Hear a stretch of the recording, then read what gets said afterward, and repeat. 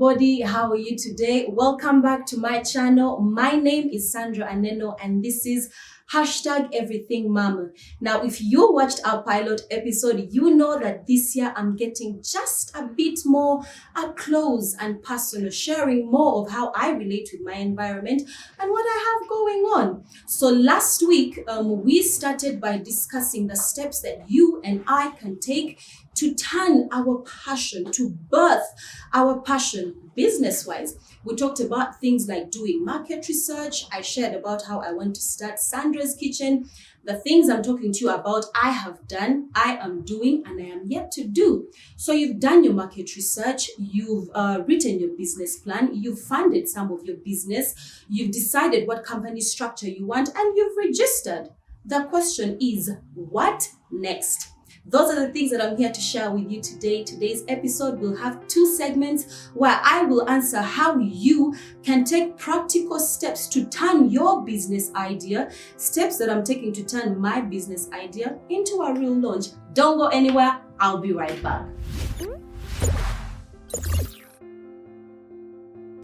What next? That's the question that I found myself asking, so very many times while I was trying to birth my passion into the idea that it is up to, where I am right now. You've done your market research, you've chosen what company structure you want, your business plan, business funding, you've even registered it. That question, what next, will always linger by because there's always another step to be taken. So now that you've done all these things, like we discussed in our video of last week, exactly that, what next? What are some of the things that you need to do as you prepare to turn your now registered company, to launch it, for it to come out, for people to know that, oh, okay, so this is really happening. Thing number 1, and this one is by continued renewal of the mind. Find and know your why. Your why is very important because when you answer why, you're able to know why you're doing this. Why are you choosing to do it the way that you are? Why are you choosing to do it at the time that you're doing it? When you answer these questions, they are kind of like a way for you to dig deep within yourself because you are the author of that vision, yeah? Dig deep within, own it, and when you own it, you'll be able to convey it to the other interested parties just like this. Why? Because you have found your why, you know your why. And when you do that, it's as easy as that. Thing number 2, you need to start building your community. I think this is something that I can boldly say now. Building your community is actually something that should even start pre-incorporation of your company.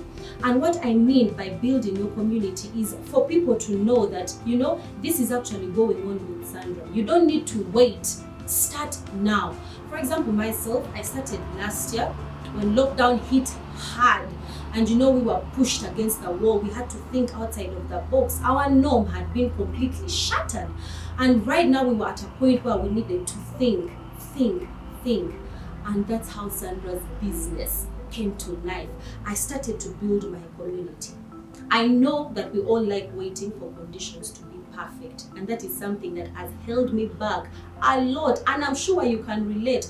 We all want to wait for money to be enough, for this to first be perfect. This one is not yet here, and that's why I can't start. But guys, if you keep waiting, that is all you will ever do. You will keep waiting and waiting. Start now. You know your market target. Start trying to find customers within your market target. Start, curating your community. Do it online, social media, Instagram, WhatsApp, whatever it is. If it is one-on-one, whatever you need to do to start building your community, do it now. When you finally open, it will not be a surprise. Because food, for example, food is an issue of trust. People need to know that I'm serious about it. And how am I serious? By building my community. Thing number 3, start planning in that area of answering questions that a business plan must present. So this is basically me telling you that a lot of ideas have died, or a lot of ideas have been put in limbo because people have failed to write what they call a business plan. A business plan is basically a layout of how you intend your business or your idea or your product to be used, how you intend to set it up, to structure it, to organize it, and for it to run efficiently. So you might not have, in fact, you might not need one. But what I'm saying is you need to have the answers that people will ask you relating your business. Things like, oh, okay, this is something that I've had. Oh, okay, Sandra, so you want to start Sandra's Kitchen. Does it have traction? Who is on your team? What are your financials? What are your projections? What problem do you intend to solve? Why should we buy from you? These are questions that you need to anticipate and have the answers. So like I said, this episode has 2 segments. We just got done with segment number 1. When we come back, I'm going to tell you how I and you can turn our business idea into a real launch. We are back with segment number 2 of this video, in which I share with you the things that I have done and the things that I am doing to turn my business idea into a real launch. So a business launch is kind of like the coming out party of your business or your product.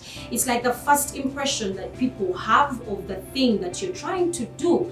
And that first impression, like we all know, is extremely important. So the event that I have decided to use to launch Sandra's Kitchen is what I call a food tasting. So the things that I have considered while trying to launch, I am doing it while launching my business, Sandra's Kitchen, are these. These are the things that you're going to need to know. So for example, I have chosen that I'm going to launch Sandra's Kitchen using a food testing. It's exactly that. People come, taste my food, know what I have to offer, give me reviews, spread the good news about how my food is dope and all that. So once you've decided that you're going to do a food testing, I don't know what your business is, so you would know better what you can use to launch your business. Number 1, you're going to need to look into things like a tentative date, a tentative venue, what theme and arrangement are you going for, things like entertainment, things like packaging. Now, very, very important, while you are launching your business, practically now, I cannot stress how important this is. Answer the question of who as opposed to how. What do I mean? Have less of how do I do this? How do I get this? How do I? Ask yourself who. For example, who can I work with on this? Who can do this for me?